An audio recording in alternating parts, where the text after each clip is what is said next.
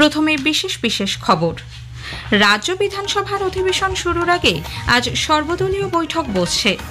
নদিয়ার কালীগঞ্জ বিধানসভা আসনের উপনির্বাচনে প্রার্থীপদ প্রত্যাহারের আজই শেষ দিন। বিশ্ব পরিবেশ দিবসে আজ রাজ্য জুড়ে নানা অনুষ্ঠানের আয়োজন করা হয়েছে। এবছর দিনটি পালনের মূল ভাবনা প্লাস্টিক দূষণ রোধ। রাজ্যে সেমিকন্ডাক্টর কারখানা তৈরির জন্য একটি মার্কিন সংস্থাকে রাজ্য সরকার জমি দিয়েছে। উত্তরবঙ্গের টানা ভারী বৃষ্টিতে বন্যা পরিস্থিতি তৈরির আশঙ্কায় একটি বিশেষ দল গঠন করেছে রাজ্য সরকার। ঘূর্ণাবর্তের জেরে আজও উত্তরবঙ্গের কয়েকটি জেলায় ভারী বৃষ্টির সম্ভাবনা। আসছে বিস্তারিত খবরে। রাজ্য বিধানসভার অধিবেশন শুরুর আগে আজ সর্বদলীয় বৈঠক বসছে। অধ্যক্ষ বিমান বন্দ্যোপাধ্যায়ের পৌরোহিত্যে দুপুরে এই বৈঠকে উপস্থিত থাকার জন্য ক্ষমতাসীন তৃণমূল কংগ্রেস এবং বিজেপি ও আইএসএফকে আমন্ত্রণ জানানো হয়েছে। বৈঠকের পর অধিবেশনের কার্যসূচি নিয়ে কার্য উপদেষ্টা কমিটির একটি বৈঠক বসবে। উল্লেখ্য, রাজ্য বিধানসভার অধিবেশন শুরু হচ্ছে এ মাসের 9 তারিখ। বেশ কয়েকটি গুরুত্বপূর্ণ বিল অধিবেশনে আসতে পারে বলে মনে করা হচ্ছে। এদিকে সংসদের বাদল অধিবেশন জুলাই মাসের 21 তারিখ শুরু হবে। নতুন দিল্লিতে গতকাল সাংবাদিকদের সংসদ বিষয়ক মন্ত্রী কিরেন রিজিজু জানান, 12ই আগস্ট পর্যন্ত অধিবেশন চলবে। নদিয়ার কালীগঞ্জ বিধানসভা আসনে উপনির্বাচনে প্রার্থীপদ প্রত্যাহারের আজই শেষ দিন। আগামী 19 জুন ওই কেন্দ্রে ভোট নেওয়া হবে, গণনা 23 জুন। এদিকে উপনির্বাচন সুষ্ঠুভাবে সম্পন্ন করতে 3 জন পর্যবেক্ষক নিয়োগ করেছে নির্বাচন কমিশন। সাধারণ পর্যবেক্ষক হিসেবে আইএএস শেষমণি পাণ্ডে, পুলিশ পর্যবেক্ষক হিসেবে ভূপেন্দ্র সাহু এবং নির্বাচনী ব্যয় পর্যবেক্ষক হিসেবে ডক্টর শশাঙ্ক ওঝা নিযুক্ত হয়েছেন। উল্লেখ্য, তৃণমূল কংগ্রেস বিধায়ক নাসিরউদ্দিন আহমেদের মৃত্যুতে ওই আসনটি শূন্য হয়। কেন্দ্রীয় সরকার 2027 সালে 2 পর্বে জনগণনা করার সিদ্ধান্ত নিয়েছে। পাশাপাশি জাতি গণনা করাও হবে। 2027 সালের 1 মার্চকে ভিত্তি বর্ষ ধরে এই গণনার কাজ চলবে। কেন্দ্রীয় স্বরাষ্ট্রমন্ত্রক এক বিবৃতিতে জানিয়েছে, লাদাখ এবং জম্মু কাশ্মীর, হিমাচল প্রদেশ ও উত্তরাখণ্ডের বরফাবৃত এলাকাগুলির জন্য ভিত্তিবর্ষ হবে 2026 সালের 1 অক্টোবর। এই সংক্রান্ত বিজ্ঞপ্তি এই মাসের 16 তারিখ সরকারি গেজেটে প্রকাশিত হওয়ার সম্ভাবনা।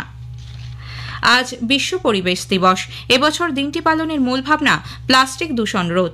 পরিবেশ সচেতনতা বাড়াতে রাজ্য জুড়ে নানা অনুষ্ঠানের আয়োজন করা হয়েছে। একটি প্রতিবেদন। মানুষের ক্রমবর্ধমান চাহিদা, অন্যদিকে জলবায়ু পরিবর্তনের মোকাবিলা, এই দুয়ের ভারসাম্য রক্ষাই বর্তমান বিশ্বের সবচেয়ে বড় চ্যালেঞ্জ। বসবাসের প্রয়োজনে ধ্বংস হচ্ছে অরণ্য, জলাভূমি। ভয়াবহ রূপ নিয়েছে প্লাস্টিক দূষণ, যে কারণে রাষ্ট্রসংঘ 2018, 2023 এবং 2025 তিনবার এই পরিবেশ দিবসের মূল ভাবনার বিষয় রেখেছে প্লাস্টিক দূষণের অবসান। যাদবপুর বিশ্ববিদ্যালয়ের সমুদ্র বিজ্ঞান বিভাগের অবসরপ্রাপ্ত প্রধান সমুদ্রবিজ্ঞানী ডক্টর সুগত হাজরা আকাশবাণীকে বলেন, সবার আগে প্রয়োজন একবার ব্যবহার করা প্লাস্টিক সম্পূর্ণরূপে বর্জন করা। এই যে বিরাট সোর্স অফ অক্সিজেন আমাদের পৃথিবীতে, সেইটা ক্ষতিগ্রস্ত হচ্ছে সমুদ্রের ভেতরে প্লাস্টিক্সের জন্য।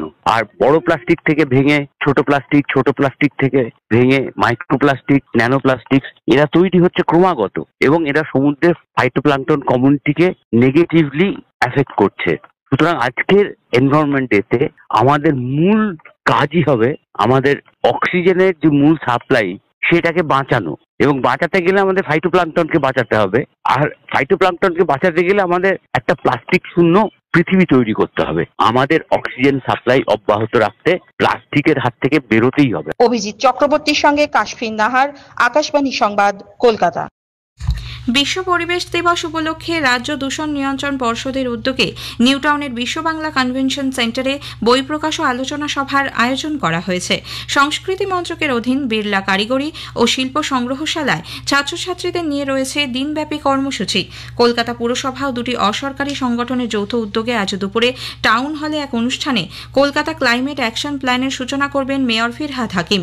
পশ্চিমবঙ্গ বিজ্ঞান মঞ্চ, বি গার্ডেন বিজ্ঞান চক্রের পক্ষ থেকে আজ হাওড়ার দানেশ শেখ লেন বাসস্ট্যান্ডে পথসভা ও বৃক্ষে রাখি পরানোর অনুষ্ঠানের আয়োজন করা হয়েছে। বিশ্ব পরিবেশ দিবস উপলক্ষে রাজ্যপাল ডক্টর সিভি আনন্দ বোস রাজ্যবাসীকে পরিবেশ রক্ষা এবং সংরক্ষণের গুরুত্ব সম্পর্কে সচেতন থাকার আহ্বান জানিয়েছেন।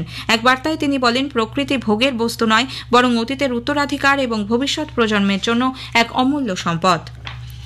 বিশ্বের আধুনিক প্রযুক্তির সঙ্গে পাল্লা দিয়ে সেমিকন্ডাক্টর শিল্পের উন্নয়নে রাজ্য সরকার একটি মার্কিন সংস্থাকে জায়গা দিয়েছে।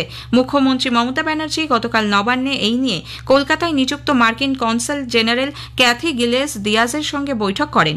সেখানে সেমিকন্ডাক্টর শিল্পের জন্য ওই সংস্থাকে সল্টলেকের সেক্টর 5-এ সফটওয়্যার টেকনোলজি পার্কে 13,000 বর্গফুট জমি দেওয়ার ব্যাপারে কথা হয়। এছাড়াও আরও 19,000 বর্গফুট জমি চেয়ে আবেদন জানানো হয়েছে বলে সরকারি বিবৃতিতে জানা গেছে। সংস্থাটি একটি পাওয়ার ইলেকট্রনিক্স ইকোসিস্টেম তৈরিতেও আগ্রহ প্রকাশ করেছে। স্থানীয় সংবাদ শুনছেন আকাশবাণী কলকাতা কেন্দ্র থেকে। আমাদের সংবাদ শোনা যাচ্ছে ইউটিউব চ্যানেল আকাশবাণী সংবাদ বাংলা, ফেসবুক ও ইনস্টাগ্রাম আকাশবাণী সংবাদ কলকাতা এবং এক্স হ্যান্ডেল AIR নিউজ কলকাতাতে। উত্তরবঙ্গে টানা ভারী বৃষ্টিতে বন্যা পরিস্থিতি তৈরির আশঙ্কায় দুর্যোগ মোকাবিলার জন্য একটি বিশেষ দল গঠন করেছে রাজ্য সরকার। নবান্ন সূত্রে খবর, উত্তরবঙ্গ উন্নয়ন দপ্তরের অতিরিক্ত মুখ্য সচিব দুষ্যন্ত নারিয়ালের নেতৃত্বে এই দলে বিভিন্ন দপ্তরের সচিব এবং ইঞ্জিনিয়ারদের রাখা হয়েছে। এই প্রতিনিধি দলের মূল কাজ হবে বিপর্যস্ত এলাকায় সব দপ্তরের সঙ্গে সমন্বয় রেখে বিপদগ্রস্ত মানুষদের আশ্রয় শিবিরে সরিয়ে আনা এবং ত্রাণ বিলি ঠিকমতো হচ্ছে কিনা তা দেখা। ক্ষয়ক্ষতির পরিমাণ খতিয়ে দেখে রিপোর্ট তৈরি করবেন তারা। এদিকে লাগাতার বৃষ্টির জেরে উত্তরবঙ্গের নদীগুলির জলস্তর বেড়েছে। ধসের জন্য তিস্তার জলে পলি ভেসে আসায় শিলিগুড়িতে জল সরবরাহ ব্যবস্থা বিঘ্নিত হচ্ছে। গতকাল সেচমন্ত্রী মানস ভূঁইয়া মহানন্দা ও বালাসোর নদী এলাকা পরিদর্শনের পর সেচ বিভাগের আধিকারিকদের সঙ্গে বৈঠক করেন। তিনি অভিযোগ করেন, ভুটান সিকিমের বৃষ্টি ও নদীর জল সম্পর্কিত তথ্য যাতে বাংলা পায় সে ব্যাপারে মুখ্যমন্ত্রী বারবার কেন্দ্রকে চিঠি দিলেও কোনো সুরাহা হয়নি। ঘূর্ণাবর্তের জেরে আজও উত্তরবঙ্গের দার্জিলিং, জলপাইগুড়ি, কোচবিহার, আলিপুরদুয়ার এবং উত্তর দিনাজপুরে ভারী বৃষ্টির সম্ভাবনা। দক্ষিণবঙ্গের কলকাতা সহ বেশ কিছু জেলায় বিক্ষিপ্তভাবে বজ্রবিদ্যুৎ সহ বৃষ্টি এবং দমকা হাওয়া বয়ে যেতে পারে বলে আকাশবাণীকে জানিয়েছেন আলিপুর আবহাওয়া দপ্তরের অধিকর্তা ডক্টর হাবিবুর রহমান বিশ্বাস। পশ্চিমবঙ্গের বিভিন্ন জেলাতে বজ্রপাত সহ বৃষ্টিপাতের সম্ভাবনা থাকছে। উত্তরবঙ্গে এক দু জায়গায় ভারী বৃষ্টিপাতের সম্ভাবনা রয়েছে। মূলত আমাদের পাহাড়ের জেলাগুলিতে দার্জিলিং, কালিম্পং, জলপাইগুড়ি, আলিপুরদুয়ার, কোচবিহার, তার সঙ্গে নর্থ দিনাজপুরে। দক্ষিণবঙ্গের জেলাগুলিতে হালকা থেকে মাঝারি বৃষ্টিপাতই থাকবে বজ্রপাত সহ, এবং আজকের পরে দিনের তাপমাত্রা বাড়তে থাকবে ক্রমশ 3 থেকে 4 ডিগ্রি পর্যন্ত। এটা বৃষ্টিপাতের পরিমাণে কমে যাবে। স্থানীয়ভাবে মূলত বেশিরভাগ জায়গাতেই শুষ্ক আবহাওয়া থাকার সম্ভাবনা থাকবে। সুশাসন, সেবা ও দরিদ্র কল্যাণের নীতিকে পাথেয় করে এক দশকে ভারত এক অসাধারণ রূপান্তরের সাক্ষী হয়েছে।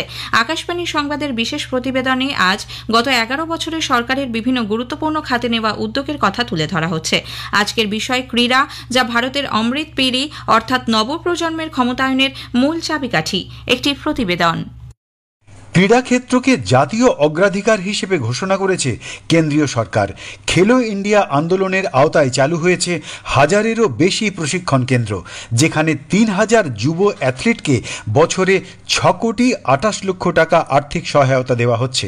টার্গেট অলিম্পিক পোডিয়াম স্কিমের মাধ্যমে দেশের শীর্ষস্থানীয় খেলোয়াড়দের আন্তর্জাতিক মানের প্রশিক্ষণ, যন্ত্রপাতি এবং এক্সপোজার প্রদান করা হচ্ছে। এই প্রয়াস ইতিমধ্যেই ফলপ্রসূ। গত 2 অলিম্পিকে ভারত জিতেছে 13টি পদক, আর প্যারিস অলিম্পিকে রেকর্ড সংখ্যক 29টি পদক এসেছে দেশের ঘরে। ভারত আজ নতুন প্রজন্মকে লেখাপড়া শেখানোর পাশাপাশি তাদের স্বপ্ন দেখতে উৎসাহিত করছে। সময়ের সঙ্গে তাল মিলিয়ে দ্রুত ছুটতে এবং কোনো পরিস্থিতিতেই তাদের গতি যাতে রুদ্ধ না হয় সেই বিষয়টিও শেখানো হচ্ছে। বাংলাদেশ থেকে ভারতে অনুপ্রবেশ ঠেকাতে গিয়ে মুর্শিদাবাদ সীমান্তে এক বিএসএফ জওয়ানকে অপহরণের অভিযোগ বাংলাদেশের দুষ্কৃতীদের বিরুদ্ধে। তবে দীর্ঘক্ষণ ফ্ল্যাগ মিটিংয়ের পর তাকে ভারতে ফিরিয়ে দেওয়া হয়েছে। আলিপুর বডিগার্ড লাইন্সের একটি ঘর থেকে গতকাল এক পুলিশ কর্মীর ঝুলন্ত দেহ উদ্ধার হয়েছে। দেহটি পুরুলিয়ার মানবাজারের বাসিন্দা পুলিশের এএসআই সুখলাল মুর্মুর বলে জানা গেছে। গত 26 মে থেকে তিনি নিখোঁজ ছিলেন। বিষের স্বাদ কেমন তা জানতে বাড়িতে রাখা কীটনাশক খেয়ে মুর্শিদাবাদের বড়োয়া থানার সুন্দরপুর গ্রামের বাসিন্দা এক কিশোরের মৃত্যু হয়েছে। মৃতের পরিবার সূত্রে খবর, নিতাই বাগদি নামে বছর 15-র ওই স্কুল পড়ুয়া বেশ কিছুদিন ধরে কৌতূহল বশত লুকিয়ে কীটনাশক খাচ্ছিল। গত শুক্রবার বেশি পরিমাণ কীটনাশক খেয়ে ফেলে সে। বিষয়টি বাড়ির লোকের নজরে আসে। গুরুতর অসুস্থ অবস্থায় তাকে প্রথমে কান্দি হাসপাতালে, পরে অবস্থার অবনতি হওয়ায় বর্ধমান মেডিকেল কলেজ হাসপাতালে স্থানান্তরিত করা হয়। সেখানেই গত মঙ্গলবার রাতে তার মৃত্যু হয়। শেষ করার আগে স্থানীয় সংবাদের বিশেষ কিছু অংশ আরও একবার। রাজ্য বিধানসভার অধিবেশন শুরুর আগে আজ সর্বদলীয় বৈঠক বসছে। নদিয়ার কালীগঞ্জ বিধানসভা আসনে